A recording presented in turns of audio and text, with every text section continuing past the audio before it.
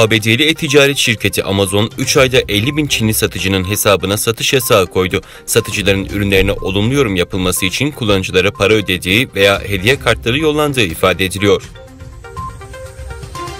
Afganistan'da kapsayıcı İslamcı hükümet kurulacağını duyuran Taliban, oluşturduğu bir heyette eski Cumhurbaşkanı Hamid Karzai, Milli Uzlaşı Yüksek Konseyi Başkanı Abdullah Abdullah ve Hizb-i İslami Partisi lideri Gülbettin Hikmetyar'la görüştü.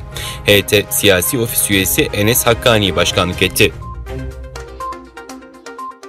Çin, Amerika Birleşik Devletleri'nin Afganistan'dan çekilmesini Tayvan'a karşı kullandı. ABD'ye güvenip bağımsızlık hayali kurmayın, Afganistan'dan ders çıkarın mesajı verdi. Çin Komünist Partisi'nin bu mesajı gazetesindeki başyazıyla verildi. Yazı Tayvan, Afganistan'dan ders çıkarsın başlığıyla yayımlandı.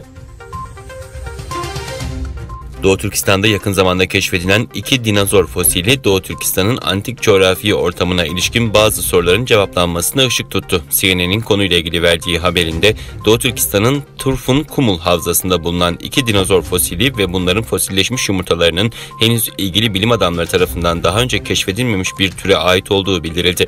Bilgilere göre Çinli bilim adamları 20 metreden uzun dinozor örneklerine İpek Yolu dev dinozoru ve Kumul dev dinozoru adını verdiler.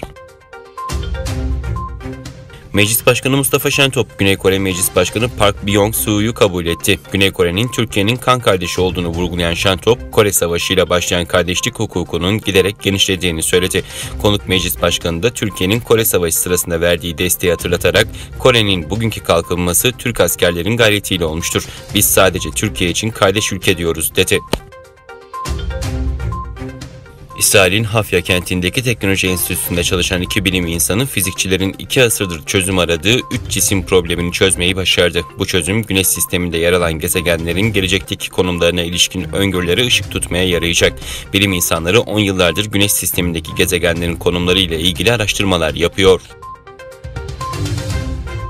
Özbekistan Dışişleri Bakanlığı Taliban rejimiyle temasa geçildiğini ifade ederek olası bir sınır ihlali durumunda karşılık verileceğini duyurdu. Öte yandan Birleşik Arap Emirlikleri Dışişleri Bakanlığı Afganistan Cumhurbaşkanı Eşref Gani ve ailesinin insani gerekçelerle ülkeye kabul edildiğini duyurdu.